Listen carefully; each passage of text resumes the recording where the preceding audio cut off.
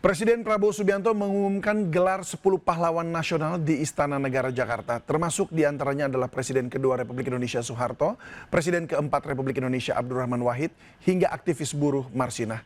Jurnalis iNews Jen Cahyani akan melaporkan langsung dari Istana Negara. Jen.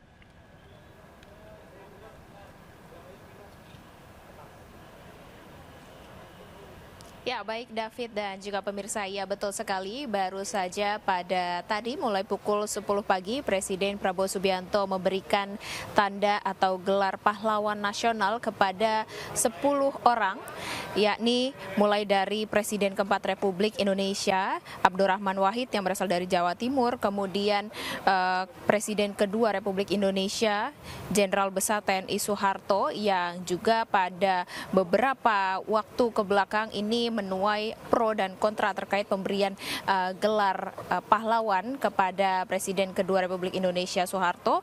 Kemudian ada Marsinah yang dikenal memperjuangkan hak-hak buruh pada saat kepemimpinan Presiden Soeharto lalu, dan juga 7 lainnya yang hari ini atau pada pagi menjelang siang tadi dinobatkan sebagai pahlawan nasional di tanggal 10 November ini untuk memperingati Hari Pahlawan. Namun tadi untuk menanggapi bagaimana pro dan kontra terkait dengan pemberian gelar pahlawan nasional kepada Presiden kedua Republik Indonesia Jenderal Besar TNI Soeharto, ini dari pihak keluarga yang hadir, diantaranya ada Tutut Soeharto, kemudian Bambang Trihatmojo, ini menyampaikan kalau pro dan kontra tersebut merupakan hal yang wajar dalam masyarakat yang majemuk, sehingga mereka tidak menyimpan dendam dan tetap bersyukur terhadap gelar yang diberikan oleh Presiden Prabowo Subianto kepada Jenderal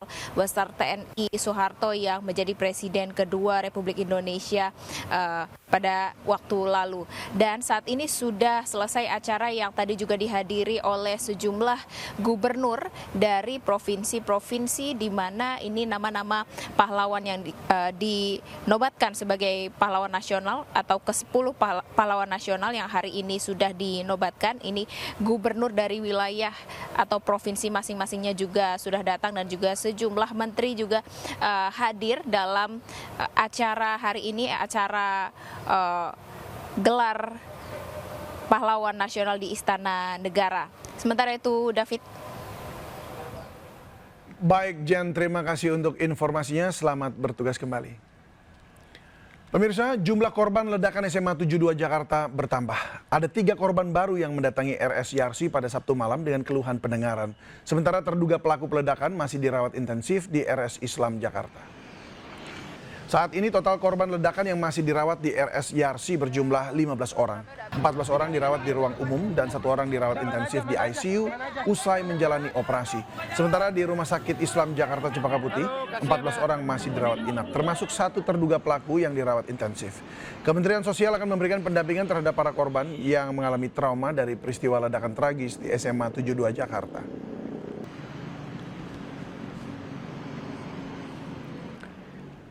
Ya, dan pemirsa, sudah ada Jessica Winoto di RS Islam Jakarta. Jessica, bagaimana perkembangan kondisi para korban ledakan SMA 72 di sana saat ini?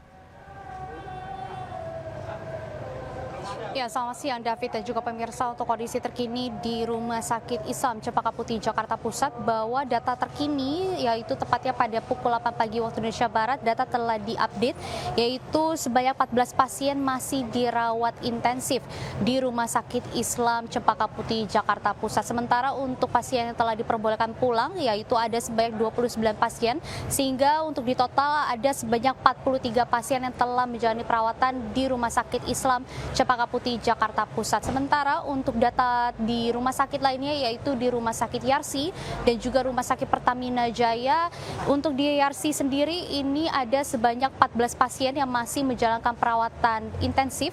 Sementara untuk pasien yang telah diperbolehkan untuk pulang ada 1 pasien. Dan untuk di Rumah Sakit Pertamina Jaya ada 1 pasien yang masih menjalankan perawatan.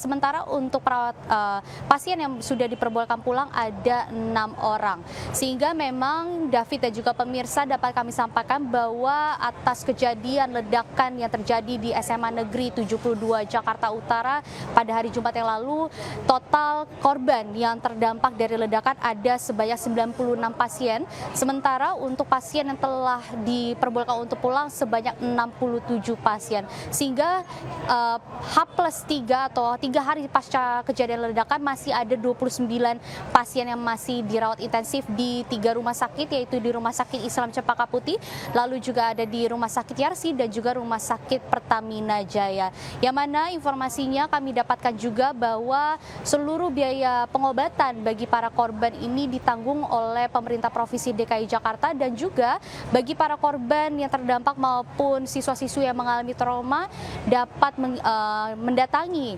atau disediakan posko trauma healing. Informasi yang kami dapatkan, posko trauma healing ini dipusatkan di SMA Negeri 72 Jakarta. Sehingga memang bagi para siswa-siswi yang ingin berkonsultasi dengan psikolog yang bertugas di posko trauma healing dapat diperbolehkan untuk berkonsultasi. Sementara untuk kegiatan proses belajar mengajar bagi para siswa-siswi lainnya ini dilakukan secara daring, sehingga memang untuk proses belajar mengajar secara daring ini belum diketahui sampai kapan dilakukan ya, karena memang mengingat kondisi di SMA Negeri 72 ini masih menjadi area steril dan dijaga ketat oleh pihak keamanan, sehingga untuk proses belajar mengajar daring ini akan menunggu statement resmi atau pernyataan resmi dari area SMA Negeri 72 ini sudah diperbolehkan untuk digunakan kembali. Sehingga David dan juga pemirsa, kita akan terus pantau perkembangan situasi khususnya di Rumah Sakit Islam Cempaka Putih Jakarta Pusat. Bila nanti ada update terbaru kami akan kabarkan ke Anda. David. Ya, baik Jessica, terima kasih untuk informasinya. Kami tunggu update selanjutnya. Selamat bertugas kembali. Pemirsa, ledakan di SMA 72 Jakarta yang diduga dilakukan salah satu siswa menuai keprihatinan luas. Bagaimana bisa seorang anak melakukan peledakan di lingkup sekolah, tempat yang seharusnya aman dari kekerasan? Di bawah sana kenapa tuh? Sumpah. Ledakan di SMA 72 Jakarta kembali membuka fakta laten yang kerap terabaikan. Sekolah belum bisa memberikan siswa ruang aman dari tindak kekerasan. Dalam kasus ledakan di SMA 72, polisi menyebut terduga pelaku merupakan salah satu siswa di sekolah tersebut. Perundungan atau bullying yang terabaikan dan terlambat ditangani diduga menjadi titik awal aksi nekat pelaku. Sekaligus betapa terlambatnya kita menangani situasi bullying.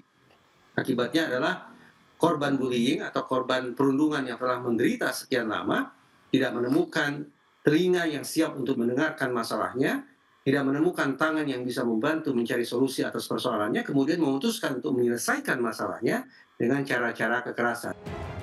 Selain tindak perundungan yang kerap terabaikan, anak juga rentan terpapar kekerasan dari berbagai video hingga game online.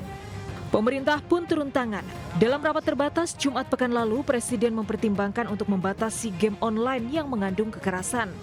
PUBG gitu, misalnya contoh itu kan di situ juga mungkin kita berpikirnya mungkin ada pembatasan ya, karena di situ kan jenis-jenis senjata juga mudah sekali untuk dipelajari. Kasihan ya. Dari Jakarta, Tim Liputan iNews melaporkan. Sakit hati karena kerap menjadi sasaran perundungan, seorang santri nekat membakar pondok pesantren Babul Maghfirah. Sementara di Makassar, Sulawesi Selatan, seorang pria yang sudah tak tahan jadi korban perundungan, tega menganiaya keponakannya sendiri hingga tewas.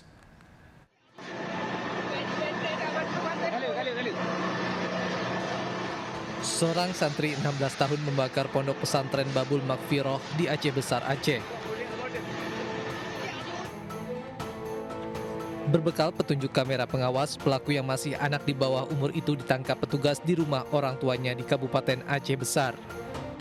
Pelaku nekat membakar pesantren tempatnya mondok karena sering alami perundungan dari teman-temannya. Meski tidak ada korban jiwa dalam kebakaran itu, namun kerugian material ditaksir mencapai 2 miliar rupiah.